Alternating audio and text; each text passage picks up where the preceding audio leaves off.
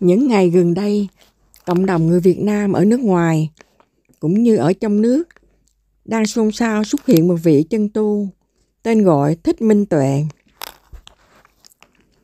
Nếu mà ai tu theo tứ niệm xứ vẫn đem đến vắng lặng an lạc, vẫn hay là tu theo tịnh độ. Bây giờ mình tu theo tịnh độ là niệm Phật, niệm Pháp, niệm Tăng, niệm giới, niệm trí, đấy là cũng là tu niệm Phật, không có cái gì sai cả, vẫn tụng kinh đó. Nhưng mà tùy theo mình tứ niệm xứ, cả tu tứ niệm xứ cả niệm Phật nữa cũng đều lời Phật dạy đều tốt đẹp. Mình không có nói là tứ niệm xứ là khác hay là niệm Phật là khác, đó có đều là những cái thời điểm với lại cái chỗ là Phật thuyết cho cư sĩ khác, Phật thuyết cho đệ tử mình khác, Phật thuyết cho những cái hàng Bồ Tát khác, và Phật thuyết cho những cái hàng mà phát nguyện tu thành chánh đẳng giác thì Phật dạy nói khác, mọi người không nghe nên là không hiểu ấy. Rồi nói là với lại từng thời điểm những cái người mà ở bên Phật thì được Phật lại nói thuyết khác, nói như thế này chứ Phật không có nói chung cả, rồi mình mới nói là niệm Phật khác với lại tứ niệm xứ khác.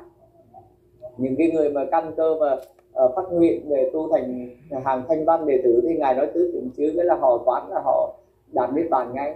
Nhưng mà giờ những cái người mà đầu tiên mới lớp 1 mà đem tứ niệm xứ hay là đem chương trình cao ra họ đâu học được, thì đưa niệm Phật hay là đưa những cái pháp môn để cho họ dễ hiểu, họ tụng đọc nhiều kinh sách họ mới hiểu được. Sau khi đủ phước báo nhân duyên của họ rồi họ mới tu tứ niệm xứ nhé, đúng không? Giờ đầu tiên là mình cứ nghĩ nói là một người học lớp 2, lớp 3 đưa cao học ra cho nghiên cứu thì đâu có học được, rồi lại nói sai không đúng á, không phù hợp. Nhưng mà khi mình học lên đến đủ kiến thức của mình rồi mình nghe cái đấy đúng hợp lý, mình tu đúng tứ niệm xứ với lại tu những cái pháp môn phù hợp với mình đấy.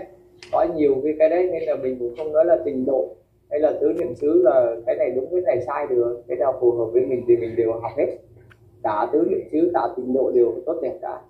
Dạ A Di Đà Phật. Đúng rồi, mình tu theo cái khả năng của mình đấy, theo trình độ căn duyên của mình. Theo mình cũng đừng có học hiểu kinh sách cho nhiều, chứ cũng đừng có nói nghe người này nghe người kia rồi nói rồi phản bác lại. Những cái gì mà mình chưa hiểu được mình để đó.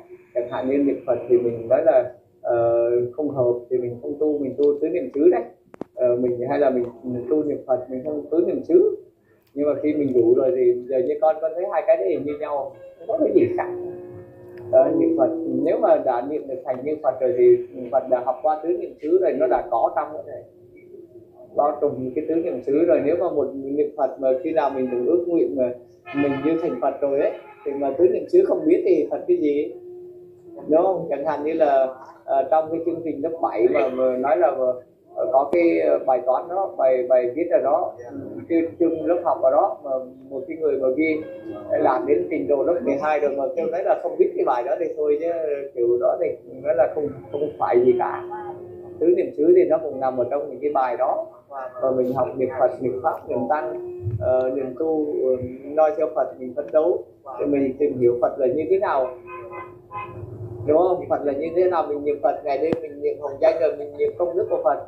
Phật là phải biết tứ niệm xứ, phải biết tứ chánh cần, phải biết bát chánh đạo, phải biết năm căn năm lực, thì nó đều ở trong đấy, đúng không? Thì mình hỏi đấy là Phật biết những cái gì chứ? Mình hỏi là niệm Phật, giờ mình niệm Phật vì Phật, A Di Đà Phật hay Nam Mô Bổn Sư Thích Ca Mâu Ni Phật, thì mình nói là Phật là đầy đủ những công đức này, những tứ niệm xứ về Phật đã thành tựu hết rồi. Ta cũng tu đến tứ niệm xứ, nó cũng có trong cái gì đâu. Nếu mà niệm tu về một vị Phật mà không có cái đó thì đâu phải vị Phật được. Mình nghĩ đó là một vị Phật thì phải thông hết tứ niệm xứ, tất cả các pháp môn đều biết hết và đem lại lợi ích cho mình, nên là mình đều tu được cả, đừng có chống trái, đừng có phân biệt là mình mới được. A Di Đà Phật, A Di Đà Phật. Rồi bây giờ mà tu theo con thì vẫn pháp môn niệm Phật đấy, vẫn pháp môn tứ niệm xứ, nhưng mà hai cái này con tu hành ngồi khi nào con quán thì nó phải chả gì khác nhau cả, nó cũng đều như thế đó. Con cũng thấy nó đem lại cái lợi ích cho mình. Mình nhiều khi mình ngồi mình niệm Phật, mình tư duy về Đức Thế Tôn, mình nói là Đức Thế Tôn thì sống phù hành ở đây gốc cây gốc rừng, giờ mình cũng ra mình ở mình niệm Phật như thế thì mình cũng quán cái thân thọ tâm pháp của mình ngồi như thế này, hay là mình quán tứ niệm xứ là chẳng quán 32 thể trượt để bỏ dâm dục bẩn, mình mình ngồi mình quán niệm Phật, mình nói là ở Phật thì đâu có dâm dục đâu, mình đi dâm dục mình cũng bỏ, đúng không? Thứ niệm xứ cũng đem đẩy đến cái đấy, cũng quán thể trượt để bỏ cái đấy, thì mình quán bên niệm Phật nó cũng như thế. Thì mình nói là Phật đâu ai như thế này nữa, ai đâu, Phật ở những cái chỗ sang trọng đẹp đẽ thôi, Phật dạy ở những cái chỗ đó, mình đi ra ngoài thì mình quán như thế thì mình thực hành được. Thì hai cái nó đem đến đều một chỗ cả, quán theo thứ niệm xứ cũng ra rừng ở, mà quán theo niệm Phật cũng ra rừng ở, cũng ra gốc cây ở, thì hai cái đấy rồi quán theo hai đường thế đều ra kết quả, thì mình nói là đều chạy về biển cái đó, thì nó đúng sai thôi được. Giờ mình ngồi mình niệm Phật, mình nói là Phật là như thế nào, Phật có những cái gì, Phật có giới, đầy đủ giới, mình giữ giới, rồi Phật đầy đủ định, mình cũng tu định, Phật đầy đủ trí tuệ, thì mình quán như thế. Thì muốn đầy đủ giới thì mình phải học những giới đó như thế nào, mình đi thực hành theo chứ, đúng không? Mình làm theo thì nó có giới có định thì này là một vị Phật rồi. Nếu ăn chay niệm Phật thì có thành Phật được không? Ăn chay niệm Phật thành Phật được. A Di Đà Phật. Cứ ăn chay ngày một bữa, ăn chay niệm Phật, Phật như thế nào, giờ niệm Phật, Phật như thế nào, giới định tuệ là Phật. Giờ bác cứ ăn chay nhá, ăn ngày một bữa, nó như thế nào giới, liệt ra là không có sát sanh, không có trộm cắp, không có tà dâm, không có nói láo, không có uống rượu uống bia, không có ăn ngày một bữa, ăn chay ngày một bữa, không nằm giường cao giường lớn, không có bôi ca. Đấy là bát quan trai giới. Thì bát quan trai giới thì đó là niệm Phật luôn, niệm giới, niệm Phật, niệm pháp, niệm tăng, niệm giới, thì niệm những cái giới, ăn chay rồi niệm những cái đó là hắn thành Phật. Cứ niệm biết thế, đừng có để tụt giới, cứ giữ tới khi nào mà 250 giới tỳ kheo đó đầy đủ giới thì có định rồi, bắt đầu hắn đầy đủ tuệ thì hắn thành Phật chứ còn gì nữa. Tức là không phải chỉ niệm bằng âm thanh, niệm giới đấy chứ, niệm có giới trong cái giờ ngồi như thế này mà cứ ăn chay ngồi niệm mà vẫn cứ ăn chay biết mà không có niệm giữ giới gì cả. Mình ăn chay rồi mình đi dâm dục thì đâu thành Phật được. Ăn chay rồi mình trộm cắp, ăn chay, nhưng ăn chay rồi niệm 250 giới đấy đầy đủ thì thành Phật. Nhưng mà ăn chay rồi tôi cứ ngồi ăn chay như thế này rồi tôi cứ A Di Đà Phật, A Di còn biết thì nó không thành. Nhưng mà ngồi ăn chay rồi A Di Đà Phật, A Di Đà Phật rồi, nhưng mà nói là ta đừng có sát sanh nữa. Phật dạy, Phật là không sát sanh, từ bỏ sát sanh, rồi tiếp tục niệm tiếp là ta không có trộm cắp, tôi đều biết đừng có trộm cắp cái gì của ai nữa. Niệm cho đến 250 giới đầy đủ, giới công năng định tuệ như thế rồi hắn nguyện thành chánh đẳng giác.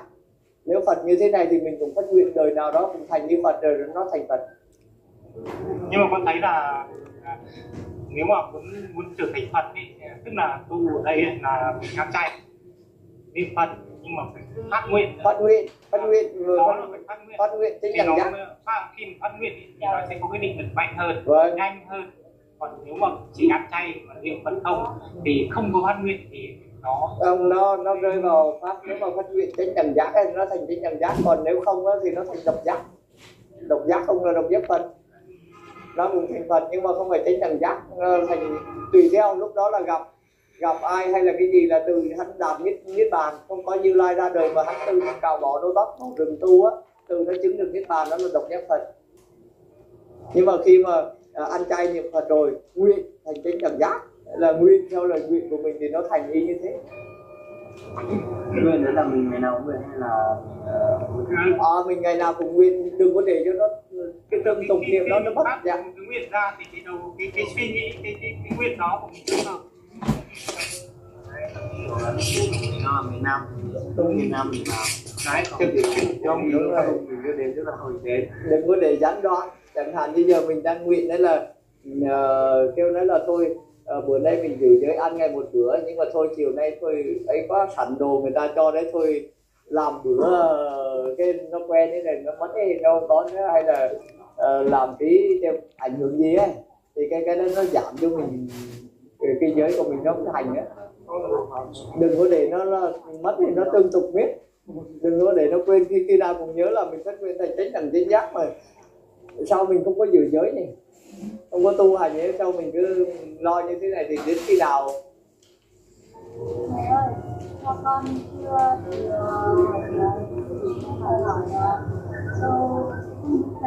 tốt. Con thì con rất muốn là được tu Phật có thể được thành Phật đối với con, nhưng mà cái tâm con thì rất tốt.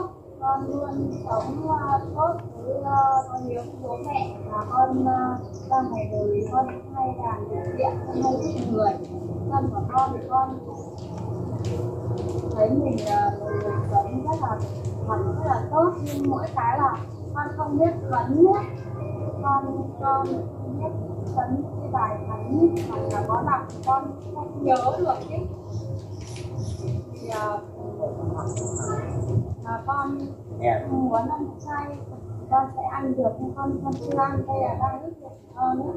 Con không biết vấn để con làm việc tốt rồi là đến trong gia đình, đến ngoài xã hội, và con sống rất là thật.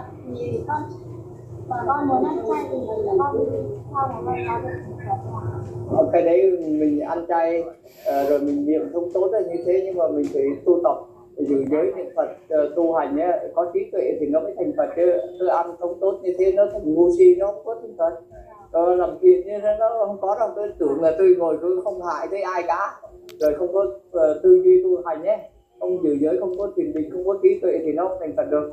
Nó thành hiền mà kiểu ngu á, rơi vào si mê đần độn, nên nó chỉ chả hại ai bao giờ cả, cũng không rất ranh, không có gì. Nhưng mà rồi kinh nghiệp á, nó giống như kiểu mà con trâu á, nó ăn cỏ, nó đâu ăn thịt gì đâu, nhưng mà nó cứ đi tái xanh, nó không có trí tuệ.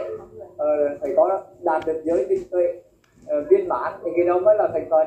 Và muốn đạt được giới định tuệ viên mãn đó thì phải tu hành, phải có trí, theo giữ giới tu hành, có giới có định có tuệ thì thành Phật. A Di Đà Phật.